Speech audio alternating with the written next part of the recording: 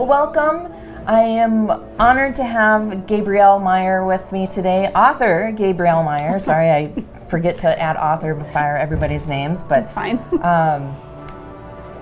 I loved your book. I'm just going to Thank say that. This was your first book in your series, When the Day Comes. I have to admit, so we talked a little bit about this 2 years ago.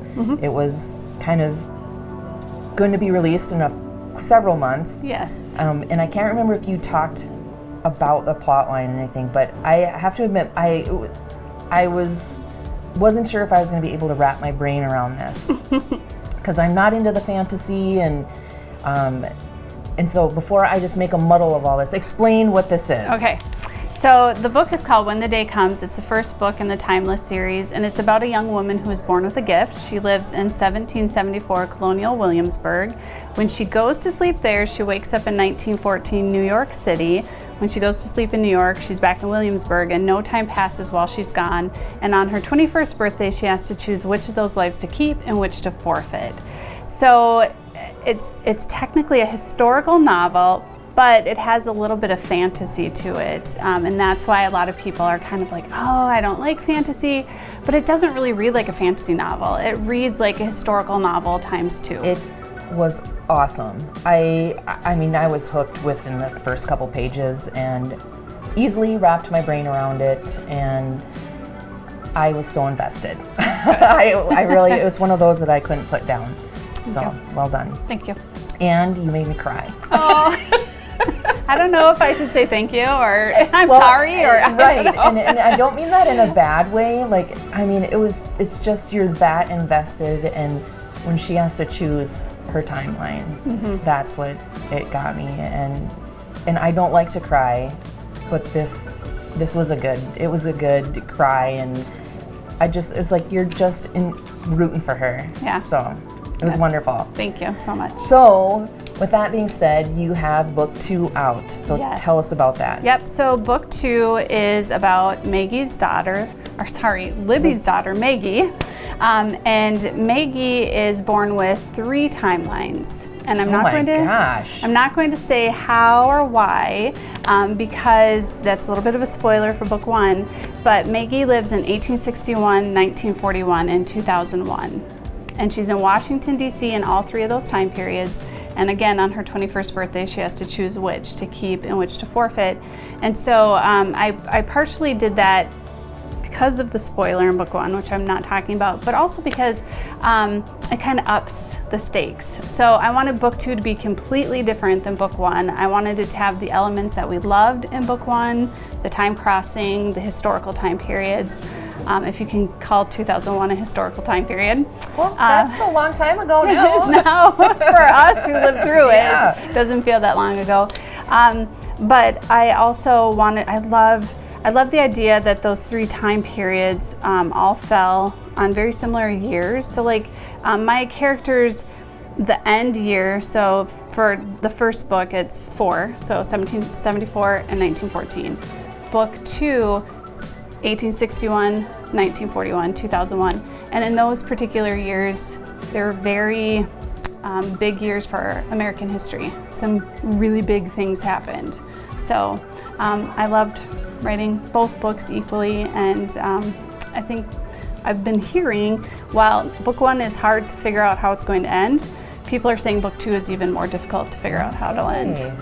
Awesome. So then do you envision this series going on for several more? Like, what do you have in the future?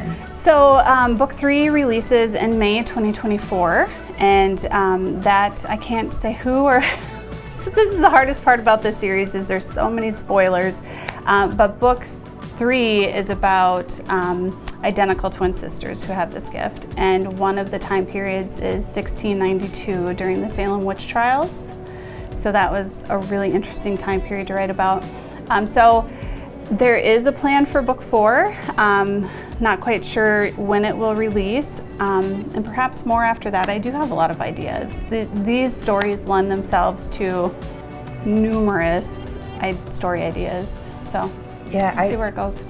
I just have never really read a dual timeline or anything like that. And so you are so invested in each of her stories. And yeah, I don't even know how to describe the feeling it was when I read this book. So I just thank you for making a wonderful story, and it was entertaining. And I didn't know a lot about our American history during that time period of what is that, the Continental Congress, the American Revolution. Yeah. Yep. So Colonial Williamsburg was like a hotbed for early colonial or early Revolution rebellion, I guess. So like Boston, Colonial Williamsburg, there was a few hot spots, and then when they banded together, that was when they really took off. But so yeah, the early time when they were just getting started and everything is kind of coming to a head. So it's a lot of drama. Yeah, and then the second timeline was at 1914. What is it, the Gilded? So it's the very end of the Gilded Age. And I don't know what that means. So it was actually Mark Twain who coined the Gilded Age. He said America at that time was like a gilded picture. So a gilded picture is underneath it, there's nothing, there's no value, but on the very outside, there's this very thin veneer of gold that makes the entire frame look like it's solid gold, but it's just a veneer.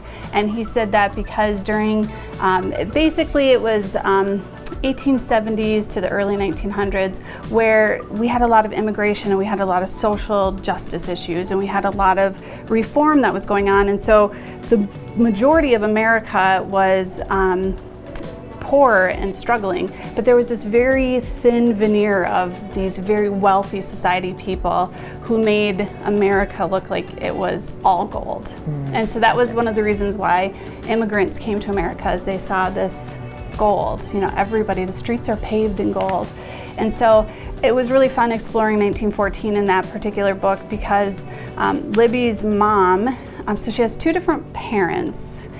She has two different bodies. This is the part that you got to, bend your mind a little bit. It is not hard to bend your mind around right. it, stuff, or wrap your mind around. Wrap your mind, yeah. So she has one conscious mind that goes between these two time periods. So her parents in 1914 don't know she's a time crosser.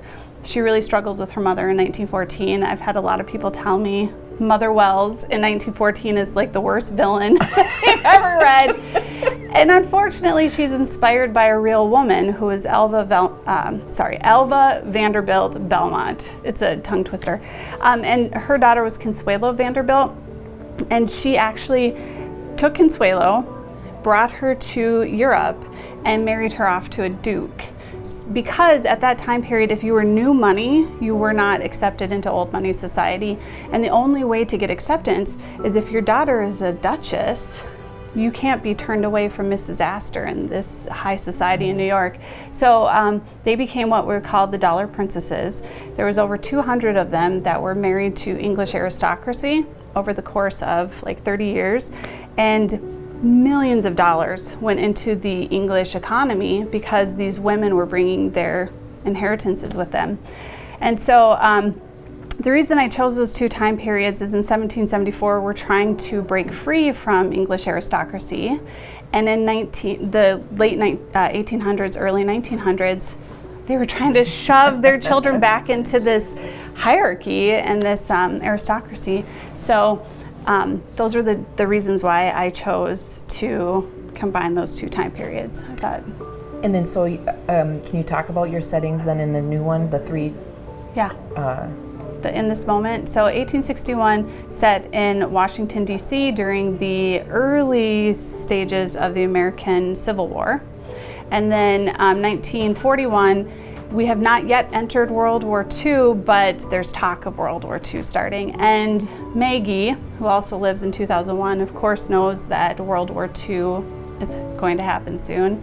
And she also knows a lot about what's happening in the American Civil War, but one of the rules of these time crossers is they cannot knowingly change history. If she knowingly changes history in 1861 or 1941, she will forfeit that timeline immediately. So she's very careful not to do that.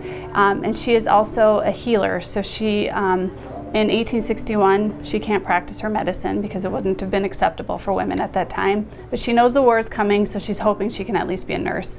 1941, she becomes a Navy nurse. And in 2001, she is a medical school student, trying to become a surgeon. So that's what she grapples with too, is like if she has this knowledge in 2001 and she is presented with opportunities to use it, if she knowingly is going to save somebody's life, is that changing history or is it not changing history? So she struggles with that.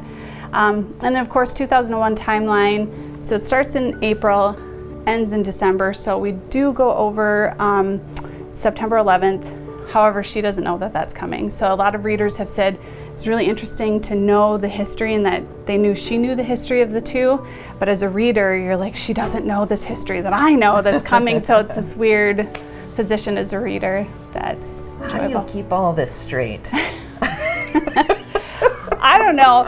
Honestly, it's a gift. It really is. And I keep pretty good notes, and I'm a super plotter. I could never sit down and just come up with the story, by the seat of my pants. That's what we call pantsers. And so I sit down and I lay out the entire story. I have a spreadsheet that looks pretty daunting to most people.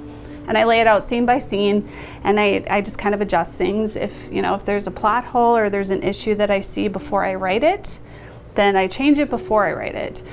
Because if I have to change it afterwards, that just makes my head hurt just to think about that. So if I lay it all out first, then I start writing it scene by scene, and I can actually write it pretty fast. When the day comes, I wrote the first draft in 4 weeks, and in this moment, I wrote the first draft in 5 weeks. So. That's pretty impressive. Yeah. Well, I greatly appreciate you talking to me, and thank you for sharing your gift. And I highly recommend this, and I'm excited to read the second one, and the third, and the fourth, and hopefully the 10th. So you have a lot of work to do, okay? Yeah, right. All right. Let's Gabrielle Meyer. Where can people find you on social media? Yep. I have a website, GabrielleMeyer.com, and I spend most of my time on Instagram and Facebook. You can find me there, and I spend far too much time there actually, but I love interacting with readers, and I take questions all the time, and yeah. Awesome. Well, thank you again for joining us. Thanks for sharing your gift of writing, and I encourage you to check out this book.